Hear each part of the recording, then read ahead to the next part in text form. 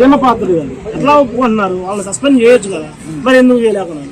రాజీనామా చేయొచ్చు కదా. మరి రీఎలక్షన్ పోతే ఒకవేళ సస్పెండ్ చేసి రీఎలక్షన్ పోతే ఒక్క సీటు కూడా గెలవలేదు. 11 సీట్లలో ఒక్క సీటు కూడా గెలవలేదు. ఎవరు గెలవలేదు? జగన్మోహన్ రెడ్డి. టీడీపీ. మా జగన్మోహన్ రెడ్డి గారు పులివెందుల్లోనే ఓడిపోయారు కదా జెడ్పీటీసీ. మళ్ళీ ఎక్కడికో వెళ్ళావా?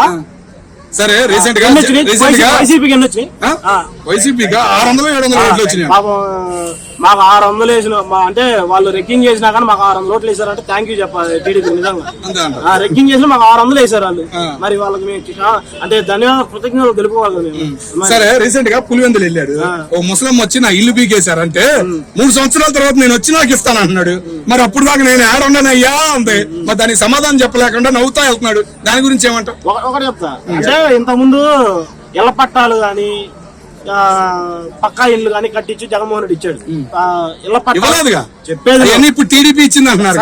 కట్టించింది 31 లక్షలు, 30 లక్షలు ఇళ్ల పట్టాలు, 15 లక్షలు ఇల్లు పక్కా ఇల్లు, ఇవన్నీ చేశాడు జగన్మోహన్ రెడ్డి. ఇప్పుడు ఏమంటారు, నాకు పుట్టిన కొడుకుని నువ్వు పేరు పెట్టడం అనేది ఎంతవరకు నువ్వు చెప్పుకొని, నాకు పుట్టిన కొడుకుని తీసుకెళ్లి అరే అది ఉయ్యాల్లో వేసి నువ్వు పేరు పెట్టడం ఎంతవరకు న్యాయం?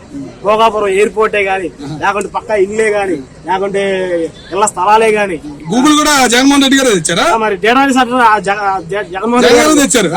మరి ఇల్లేమన్నారు ఇప్పుడు? అంటే అది గవర్నమెంట్ ల్యాండే కదా, ఇచ్చింది గవర్నమెంట్ ల్యాండే. అప్పుడు జగన్మోహన్ రెడ్డి ప్రభుత్వంలో ఆ 20 ఎకరాలు కాంట్రాక్ట్ అంటే కాంట్రాక్ట్ అంటే గవర్నమెంట్ కి ఇచ్చేటట్టు మాట్లాడుకుంది. వీళ్ళు ఏం చేస్తున్నారు, 99 పైసలకు మేము ఇస్తాను అంటే ఒక ప్రెస్ మీట్ లో ఒక న్యూస్ ఛానల్ అడిగితే 99 పైసలకి ఇస్తున్నారు. అంటే 99 పైసలకు కాదు, ఫ్రీగా ఇస్తాను. ఫ్రీగా ఏమైనా అడిగా, ఏమైనా హెరిటేజ్ షేర్లా? నీ హెరిటేజ్ షేర్లు అబ్బా ఫ్రీగా మేము తీసుకుంటాం, మాకే ఇవ్వు వాళ్ళకొద్దు. నీ హెరిటేజ్ షేర్లు ఫ్రీగా ఇవి, మా ఆస్తులు అట్లా ఫ్రీగా ఇస్తావు నువ్వు. అంటే పవర్ ఉందనే కదా అంత బలుపుతో మాట్లాడిండు, అంతే కదా. పవర్ ఉందని అంటే తలకెక్కిన పవర్ అనే మదం దిగింది అనుకో. సరే టోటల్ గా రేపు 29లో ఎవరు వస్తారు అనుకుంటున్నాను? ఖచ్చితంగా 100 రూపాయలు జగన్మోహన్ రెడ్డి ఖచ్చితంగా గెలుస్తాడు. ఏ లెక్కన గెలుస్తాడు? ఒక్క లెక్క చెప్తున్నారు. ఏ లెక్కన గెలుస్తాడా? ప్రీవియస్ గా వెళ్ళి ఎన్ని మంచి పనులు చేశాడు, ఎన్ని అభివృద్ధి పనులు చేశాడు. అభివృద్ధి అంతా జనానికి ఫ్రీగా ఇచ్చి సోమరిపోతులు చేశాడు అని విమర్శ బాగా వస్తుంది. మెయిన్ బతకనాటికి ఏం కావాలి? నీడ్స్ మెయిన్ గవర్నమెంట్ నుంచి ఏం కావాలి? చదువు విద్య అవి 2 ఇచ్చాడో లేదా?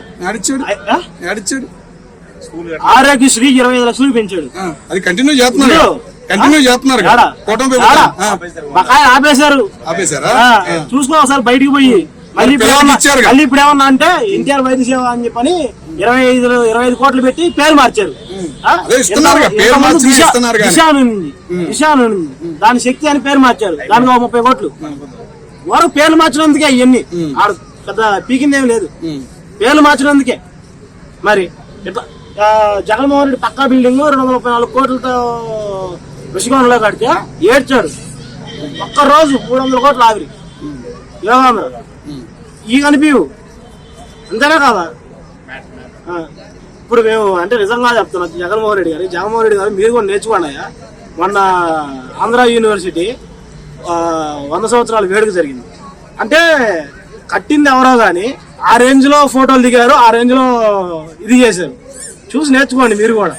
చెప్తున్నా జగన్మోహన్ రెడ్డి గారు ముద్దులు పెడతాం గానీ, చేయిలు వేయటం గానీ బాగానే పెడతారు కదా, జనం మీద ఫోటోలు బాగానే దిగుతారు కదా. నేను అంటే కట్టినోడు కూడా అన్ని ఫోటోలు దిగుంటే జగన్మోహన్ రెడ్డి గారు ఇంకా ఎక్కువ దిగుతారు కదా.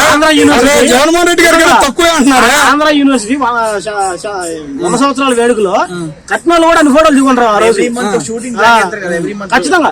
ఇంతకు ముందు ఏమన్నాడు, బల్లెల్లోకి వెళ్ళి తల్లికి వందనం పేరా, తల్లికి వందనం ఎవరు తెచ్చారు? ఈయన నా కొడుకు లోకేష్ ఈయన తెచ్చాడు, కష్టపడి తెచ్చాడు. అదేంటది అమ్మఒడి కదా. మరి నాడు నేడు బెంచులు కానొస్తాయని చెప్పని స్కూల్ సెటప్ చేశాడు, అవునా కదా? మరి ఇవన్నీ కనపడవు నీకు మీడియా మిత్రులకి? కనపడాలి కదా. ఇవి కూడా ఇప్పుడు TV9 లేకుంటే ABN, ఆంధ్రజ్యోతి ఇవన్నీ ఉన్నాయి. ఓన్లీ అంటే ఎట్లా అంటే ఎవ్రీ మంత్ జగన్మోహన్ రెడ్డి అప్పులు తెస్తే ఏమో ఏపీ మీద అప్పులు భారమని రాస్తారు. అదే చంద్రబాబు నాయుడు వేస్తే రుణ సమీకరణ, రుణమాఫీ చేస్తారేమో. ఎప్పుడు రుణమాఫీ చేస్తారు. కేంద్రం చేసిందేమో చంద్రబాబు గారికి చేస్తారు. అదే అంటుంది. తెచ్చింది ఆంధ్రాకి తెచ్చిన సొమ్ము రుణమాఫీ చేస్తారు కేంద్రం. మరి ఇంకేం స్వాగతించాలి? కేంద్రం ఇచ్చేటప్పుడే చెప్పింది మళ్ళీ కట్టాలనే ఇస్తుండేది అప్పు, నేను ఇస్తుండేది అప్పు అని చెప్పి ముందే చెప్పింది. మళ్ళీ కట్టాలంటావు? ఖచ్చితంగా ఎవరి కోసం ఖచ్చితంగా కట్టాలి. అది ఎవ్రీ మంత్ చంద్రబాబు గారు 1st తారీఖు సినిమా రిలీజ్ చేస్తారు. అంటే ఇద్దరు మనుషులు పెట్టి రిక్షా తోసుకుంటూ యాక్షన్ కట్ చెప్పుకుంటూ పెన్షన్లు ఇస్తారు. ఎవ్రీ 1st తారీఖు సీన్ వస్తుంది, సినిమా వస్తుంది.